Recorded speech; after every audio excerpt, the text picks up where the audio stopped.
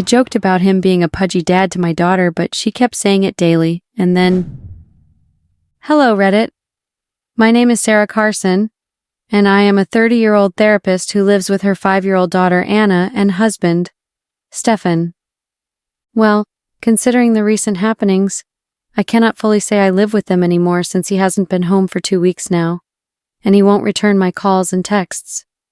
What happened was totally my fault, and I have sincerely tried everything I could to persuade Stefan to forgive me, but all to no avail. He wouldn't even see me or tell me where he is. It had been a joke. I hadn't even been serious when I said it. I had joked about him, but Stefan had just used that opportunity to escalate issues and had angrily asked for a divorce. Right after he left home and hasn't returned since then, and he also left with our daughter. That hadn't even been all.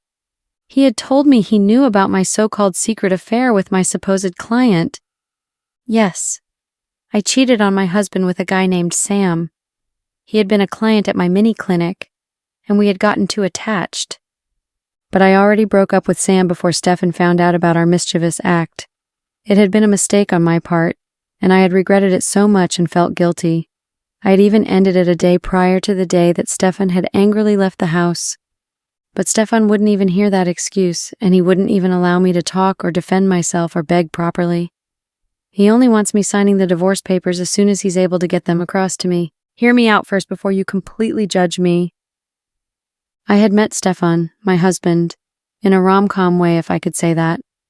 We had the same last name, and we had both gone to a restaurant to eat separately. I had not even known Stefan at all then. It had been a restaurant where you ordered first, then waited for your name to be called to get your order in, and I had been sitting, waiting impatiently for my food. I remember that I had been really hungry that day. So when our last name was called out, we both stood up from different angles of the restaurant to take the order. It had been more fun when we had ordered the exact same thing because the attendant did not know exactly who to give the food to. Stefan and I had just laughed, and he had asked that I be given the food instead. And when his order finally came, he had decided to sit at my table instead. We talked about different things. It had been like we had known each other for years, not minutes ago. When it had been time, we left, and I had collected his contact information. One fun fact about Stefan is that despite being a very fun person to have a conversation with, particularly when it was related to things he loved, he was a shy person. I knew he had hesitated trying to ask for my contact, so I had done that for him instead. We started talking nearly every day, and within the space of a month, Stefan and I started dating. Back then, I lived with my parents, so my parents knew Stefan 3 months into our relationship, and they adored him so much. Stefan worked then as a data analyst for a very big company, and he earned more than enough to take care of our family. Stefan had suggested marriage a year into our relationship, and I had rejected the idea at first because I was back then in the university, and I wanted to finish and obtain my degree before starting a family, and Stefan had agreed with my choice. In fact, he had offered to pay for my tuition fee until I finished up with my degree, and he did as he said he would. Stefan provided everything I needed until I graduated. We got married almost immediately after I graduated, but we didn't have Anna immediately. I had to obtain my master's degree in psychology, so I studied further. Stefan had been very understanding and patient with me. He never got angry at me whenever I had to stay behind and read for my exams. He would even come pick me up from the library almost every time. He would cook me dinner or sometimes take me out to dinner whenever I was too tired to cook or do anything. Despite his busy day at work, he never once complained and even gave me listening ears whenever I would rant. Stefan was the peacemaker between us. I always would be the one to strike up an argument, and he would be the one trying to make peace between us. I met a professor during my master's program. He was quite interested in me, especially after he asked a really twisting and complicated question in class, and I had been able to unravel the question and give him an answer. He had been surprised and quite pleased, so after that day he would always look out for me in his classes, which I never missed. The man was quite intelligent and he was very good at his job. One day, he asked to see me after class, and I was surprised and went to see him. He had just had a casual conversation with me and had offered to take me out to lunch. I had agreed because I did not want to offend a professor, despite the fact that Stefan had called earlier and told me he would be picking me up after my classes so we could have lunch together. I hurriedly texted him not to bother when he had called while I was with the professor that was in my school already waiting for me. The professor and I had a very good conversation, and it was very nice. He was pretty young, not all that. He was at least in his mid-40s, and he was quite intelligent. We started hanging out more often than was necessary for a relationship between a student and a teacher. And I didn't exactly mind at first. I thought being able to hang out with him was a privilege, and I could actually learn a lot from the process.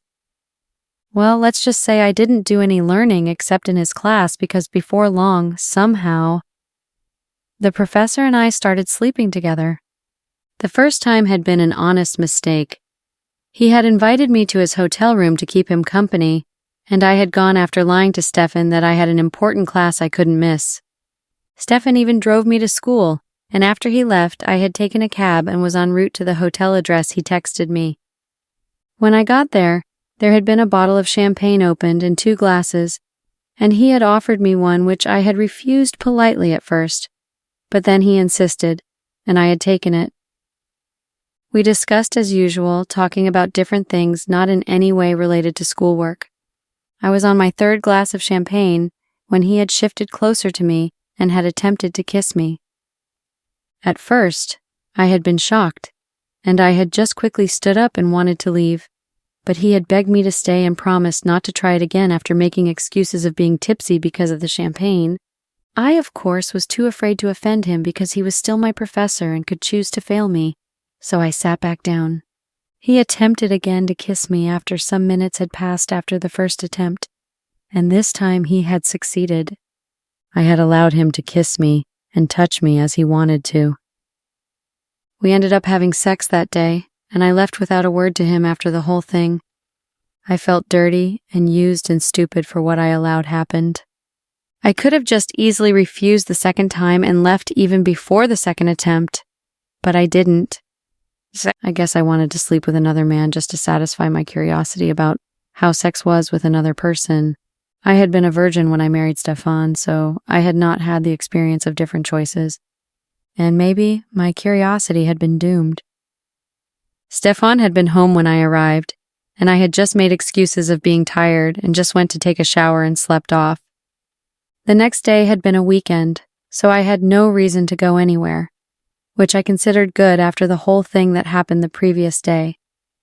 I was not ready to face him again, even in a formal setting. Stefan had tried to make the most of the day by suggesting places we could go or games we could play staying indoors. He even suggested we cook together since it would be fun, but I had rejected every suggestion he brought. I just wanted to be left alone to process what I did, and Stefan kept pestering me until I yelled at him that day. I felt bad for yelling at him because he didn't do anything wrong, and I had gone to his study room, where he usually was when he wanted to work at home or think, to apologize to him. Stefan, of course, had forgiven me almost immediately. I had another mission, though. I seduced him into having sex in his study. I wanted to know who was better in bed between the 2 men I had slept with, and it hadn't surprised me when Stefan had left me gasping for breath after many orgasms. My husband was clearly better in bed, but did I stop sleeping with the professor? No. No, I didn't.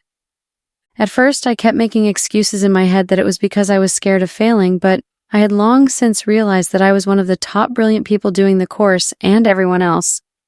So he couldn't attempt to fail me even if he wanted to because it would raise suspicion. But I still didn't stop sleeping with him until I graduated. After I graduated and obtained my master's, I still continued sleeping with him until he had been transferred away from the university to another state and university entirely. Apparently, he had had a sex scandal with a female student of his, and she had reported him with evidence. I had been angry and upset because I thought I was the only one he was sleeping with, but he apparently had many others. I focused again on my marriage and opening up my clinic because I had gotten all the necessary legalization I needed to get. Stefan had insisted on getting me the space I would need, and I had allowed him to. My clinic, though small, wasn't exactly quite small. It was portable, and the artists and designers did a spectacular job with it. I couldn't start my clinic immediately because I became pregnant with Anna. To be honest, I wasn't happy when I discovered I was pregnant because I had been taking my pills. But then, when I checked them, I realized that they had expired and I had been taking expired ones for a while. Luckily, I hadn't gotten pregnant by the professor because when I calculated the date the pill expired, it had dated back to a week before the professor and I broke things off. So I had still slept with him that week, and I had been so lucky I had not ended carrying his baby. Stefan was overjoyed and even bought a baby journal to actively participate in every way through the pregnancy. I wasn't happy, though. I wanted to start my job as a therapist, and I couldn't exactly do that with a bulging stomach and sicknesses. I was literally sick throughout the course of my pregnancy, and it made me eager to just push the baby out of me and be back to normal. I had been pregnant with twins, but we lost one because it had been a boy, wasn't ready to be part of our family. Anna, however, came with a very loud ringtone and was ready to thrash. I fell in love with her right there on the hospital bed, and every pain had been worth it. Stefan had been very devastated at the loss of our boy, but he had consoled himself with the beautiful gift, Anna. Stefan took care of Anna more than I did. He would only bring her to me to breastfeed. He would put her to bed, carry her at night when she decided to wake everyone with her volumes, and he would pet her to sleep. I did not even feel I had a baby because it was more of Stefan's baby than it was mine. I didn't mind, though. All I wanted was to get back in shape and back to work. So I registered for the gym and exercised vigorously until I was perfectly fit again to get back to work. By then, Anna was a year old, and Stefan started dropping her off at daycare against his wishes, but I insisted. He was going to work, leaving me saddled with a baby that seemed to have more demands each passing minute, and it exhausted me. I resumed working, but work wasn't as easy as I had expected it to be. Nobody was coming to my clinic. Most people would stumble in, and when I got excited, they would apologize, saying they thought it was a real clinic, not a therapist's office. It frustrated me greatly, and I just wanted to be a well-known therapist, and that just wasn't happening. I hated the situation so much, and I took out my frustrations on Stefan, especially after he came back from work and focused his attention on Anna alone, leaving me to suck and whine. The whole story had changed when I got a client who had also stumbled into the clinic thinking it was a real clinic. I had just directed her to go the opposite way to get to a real clinic, but she had changed her mind and had asked if she could book a session with me right there. I had been pleasantly surprised, and of course, I had no workers because I had no money or reason to, so I had taken her name, number, and payment. All the things a secretary or receptionist would do. She apparently had issues with her husband. She wasn't in love with him anymore, and she wanted to get a divorce. But she's scared because of her kids turning to hate her, as they apparently loved their father more than they loved her. I had talked her through it, and had even persuaded her to bring her husband with her to one of our sessions. She had done so, and within weeks of being their therapist, they had become a beautiful family again. I'm not supposed to be saying this, especially because I'm supposed to keep all my clients' details private, but I believe this is kind of a safe space to pour my heart out. It really pleased me so much when they were together and happy once again. I got reviews from them and recommendations. It was at that point my clinic started filling up with people, and I had to employ about 3 workers to help with the workload. I got many therapy sessions booked, and I even had to employ another therapist when the workload got a little bit hectic. I dealt with the harder issues like marriage and sexual frustrations and other complicated issues, while the other therapist just dealt with drug addiction, sexual confusion, parent-children estranged relationships, and others. It wasn't long after that I met a man. His name is Sam, and he had come to my clinic asking specifically that he saw me for his therapy sessions. He had been given an appointment, and he had come back when it was his appointment time. I had expected him to have problems with perhaps his wife or work or something, but what he had told me had shocked me instead. He had told me he had a very high sexual drive, and that was one reason his wife decided to leave their marriage with their 2 kids. According to him, he had tried everything he could to just reduce it, but nothing had worked, even pills. He had even gone to the hospital to fix the problem, but nothing was working. His friend had apparently recommended going to a therapist, and he had suggested it to me. I had just tried to talk to him normally the first time and calm him down. Even as I spoke, I could tell he was hard already, and at one point he had excused himself to relieve himself in my mini bathroom attached to my office. After he left and I went to my bathroom, I realized that he had probably masturbated, and he didn't clean up very well. Crazily, instead of being disgusted by what I saw, I was aroused cleaning up my toilet. I know. I probably sound crazy. I know I do. I had gotten home that day and Stefan had been at home. He had put Anna to bed and was just coming to bed. I had seduced him and made love with Stefan. But all the while I was imagining myself doing it with Sam instead. The thought had been so erotic, I had several orgasms that night. I felt ashamed of myself for thinking of another man while with my husband. But then it happened again and again. I couldn't just get Sam and his sexual drive problem out of my head, and I looked forward to seeing him again. We eventually had another session, and I had asked him to tell me how he remembered it all started. He started to recount stories of how he started, of course, as a normal teenager curious about drugs and girls. But then he got so addicted to drugs that he was sent to a rehab very young when his parents realized what was happening.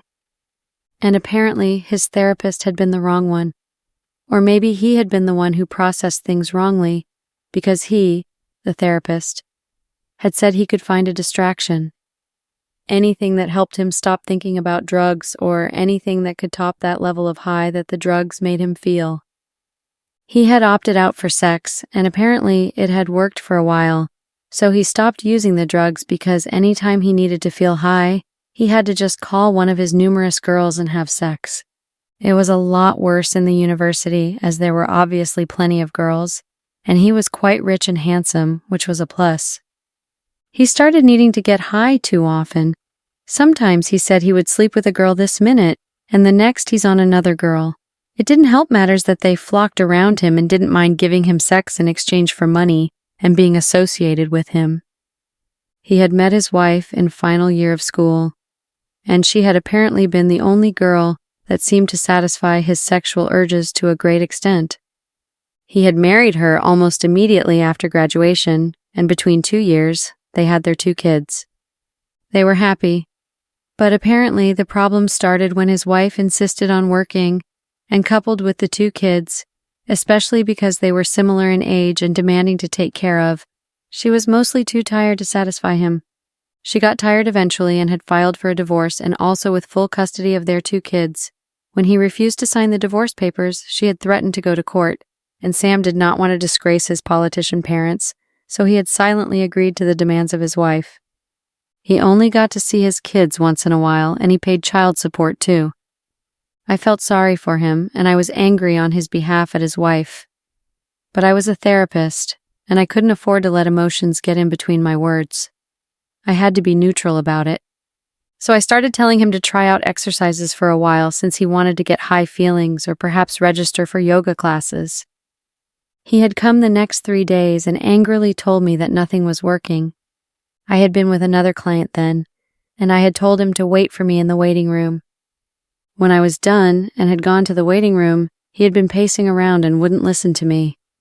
At one point, he had just grabbed my hand and placed it on his erection and had asked me whether I thought that would go away with exercise. I had been so shocked and almost immediately aroused, and instead of removing my hand from where he had placed it, I hadn't, and just left it there.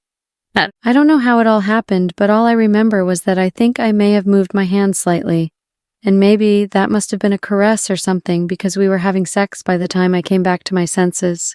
We must have spent hours in the waiting room instead of my office because one of my workers had knocked to check whether we were okay, and I had quickly dismissed her before pushing Sam off me and picking my clothes off where I flung them. I made sure I was presentable enough before I went into my office without a word to Sam. He followed me shortly after and was trying to apologize for forcing himself on me, and I had just dismissed it. He hadn't exactly forced himself on me because, if I could at least remember, I was the one moaning softly under him. I had told him that I was married with a child and that we couldn't do that ever again. I suggested he go to another therapist, and I even told him I would write him a recommendation letter so he could get a discount and special treatment since we had breached the client relationship code already. He refused to get any recommendations from me and insisted I continue his sessions, and I agreed under strict warnings that we were never again going to have sex. He had agreed to it and continued coming for his sessions. He even improved after about a month, and his sex drive reduced a bit. But then again, my strict warnings of not having any sex went from strict to 0 after 2 months when we started having sex again. It had just kind of happened. Stefan and I had an argument because he was saying I was not paying attention to our family, especially Anna, because of too much work. He wanted me to delegate since I had another therapist who was happily unmarried, but I had argued and had accused him of being unhappy at my success. We had gone to bed angry, and this time, instead of apologizing and having make-up sex as we would usually do, Stefan had slept in the guest room and would not come to me. It made me angrier and restless through the night, and when it was morning, I had hurriedly left the house to go to work. That day, Sam had come in for his therapy session.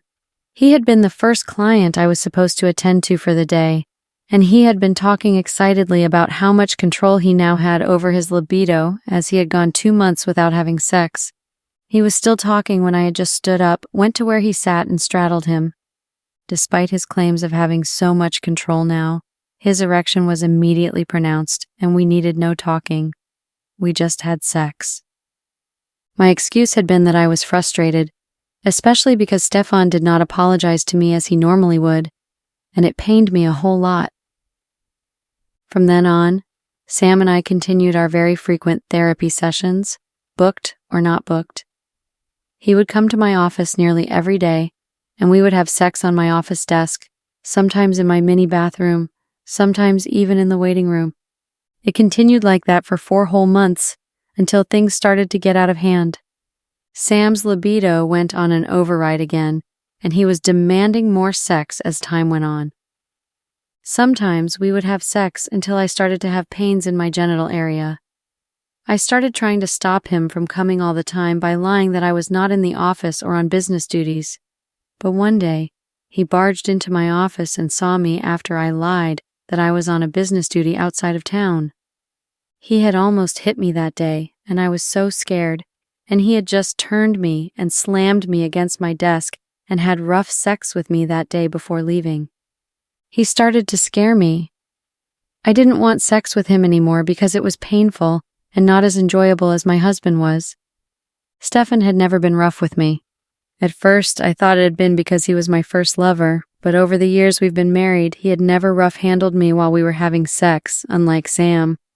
I started to crave my husband's attention as each day passed, and I started to stay at home more. More because I wanted to avoid Sam. Stefan had been surprised at the new change, and instead of being happy about it, as I had expected, he expressed indifference, which surprised me more. Stefan spent more time at work than usual, and was only around when Anna was back from school. And since Anna loved her play partner and dad so much, she didn't exactly pay much attention to me. I tried to spend time with Anna because I realized just how little I knew about my daughter. I didn't even know her favorite food and drink. I had woken up earlier than Stefan and Anna with the intention to make them both breakfast one day.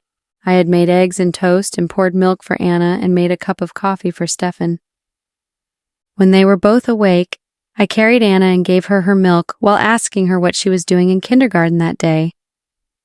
Stefan had rushed over and slapped the cup out of Anna's hand and checked her mouth to see if she had taken any. I had been so shocked and then angry that he would do that, and was about to say so when he had turned angrily to me and asked why I was going to feed her milk when she was allergic to it. I was so shocked and unhappy throughout that day. I didn't know my daughter, and that had made me determined to spend more time with her, unlike before. One day, while making breakfast with Anna, she had asked for her father, who had traveled the previous day, and wouldn't be back until the next day. So I had tried to keep her busy with everything I could try, but she wouldn't stop asking for him, and it frustrated me because I knew she never asked for me whenever I wasn't around. So I had jokingly told her that her dad was a pudgy dad. She had thought of it as a new word and had repeated it, and I had laughed and nodded. What I hadn't expected was that Anna would remember the word the minute she saw her dad and repeat it. Stefan had been surprised and had asked where she learned such, and she had pointed at me. I had just shrugged and left the house. Throughout that week, despite trying to stop Anna from saying the word, she kept calling her dad a pudgy dad. I didn't think much of it, and I thought Stefan didn't either. One day I had asked Sam to come over to my office after his numerous messages and calls that I refused to respond to. He had come eager to have sex, and I allowed him, and after we were done, I had told him calmly that we were done. He tried to no avail to convince me, but I just wouldn't hear it. Eventually, he left angrily and told me I would regret my decision. I didn't mind. Well, maybe I should have. The next day had been a weekend, and I had hoped to spend time with Anna and also Stefan because I knew he was going to be home that day. We hadn't gotten to spend any time together for some time, and I thought it would be nice to do so. I organized a picnic for us to eat by our garden, and Anna had been the only chatty person between us. I tried to engage Stefan in a conversation, and he had just looked at me in a strange way before focusing on something Anna had said. I was wondering what the matter was when Anna had again said that word. She had been calling his attention because he had focused on his phone when she had called pudgy dad again. I had even laughed when Stefan had angrily stood up and went inside while carrying our daughter. I had gone after him to ask him what the matter was when he had just angrily flared up and said he wanted a divorce. I had been shocked and asked why, but he asked me to ask my stupid so-called client-turned-lover. I knew instantly what Sam had said about regretting the decision I made to end things with him. Stefan wouldn't listen to me and just took a few of his things to leave, and he took Anna with him too. All my life would amount to nothing if I lose my husband and child. Please, guys, what do I do? I really do not want to lose Stefan and Anna. Please, update. Hello, Reddit. To say I feel foolish might probably be an understatement of how I feel at the moment. Just how you guys are able to make someone feel more miserable day by day with just a few comments is what I do not know. Do you perhaps take a course in it? If you guys do, then I need not assure you that you guys will probably ace the course. The painful thing is all of what you guys have said is true.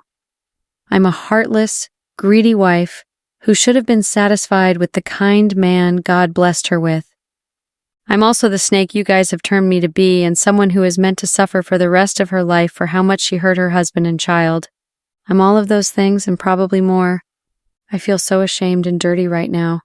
You guys cannot just imagine how awful I feel at the moment, how dreadful it is for me to have nothing. What is a career without your own family to celebrate with you? Now I understand the entirety of loneliness. I understand that dark feeling of being unwanted and a dark, empty tomorrow. Being a therapist, I have only had to sympathize with people who feel this way because I've never had to feel that way before. Now that I do not understand just which exact place is the way out of this empty, painful darkness that seems to be my world now. I'm such a fool. I just kept looking for what was not missing. First, it had been cheating with a professor, and then it had been a client. I realized just how discontented I was. I had the perfect life with a husband that adored me and a cute daughter, but I just chose the path of destruction. And now I'm utterly destroyed beyond repair. My parents wouldn't even speak to me again. They disowned me totally and only embraced Stefan and Anna. Funny thing is, I'm their only child, but they want nothing to do with me. Sad, really, but not disallowed, right? I mean, if I were my parents, I would want nothing to do with a child that would bring disgrace to myself. I'm in this house alone with all the memories. I think this might be the worst punishment. Because everything I touch or see in this house reminds me of the happiness I once had, and I destroyed it with my own hands. Can things ever get less painful? I know it wouldn't. I do not even wish it does. Suffering like this does not help the situation, but I know I deserve it. I deserve all this pain and torture I'm going through because of my discontentment. Update. Hello, Reddit. It's me again. Yes, I know you guys don't want to hear another of my sob stories because you do not pity me. I know. I just can't help but come back and pour out my feelings here. Why? Because there's nowhere else to do that. I have no one, absolutely no one to rant to except you guys, no matter how much you cannot stand me. Don't worry, this is probably my last post. You wouldn't have to hear from me again. I don't feel better. Whoever said it would only get better with time lied. I don't feel better, I feel worse, and that feeling grows each passing day. Funny how I use that quote with most of my clients. I'm such a fake therapist. I have been lying to everyone, including myself. Life is so hard right now. I cannot even say it's unfair because it has always been fair. I guess the law of karma is at its realest. I cheated on my husband and child, and now I've got this pain and heartache that refuses to go away and keeps growing each day. I regret so badly what I did. I should have just been faithful. I should have just loved my husband and child as much as they loved me. I should have never been selfish and greedy and discontent. I guess it's all too late to make amends now. The painful thoughts that take my breath away anytime I think about it are that my child would grow up and know her mother to be a cheater and a liar. Stefan had been the perfect husband, and yet I just stupidly had to take advantage of that and hurt him as much as I did. If wishes were horses, I guess they would fly. I have so many things I wish for at this moment desperately, but I don't even have the right to wish, now do I? But the only thing I'm stuck doing now is wishing because I cannot have the life I once had because I stupidly threw it all away. Well, I sure hope that no matter how much you hate me, you won't end up becoming me. Thanks and goodbye.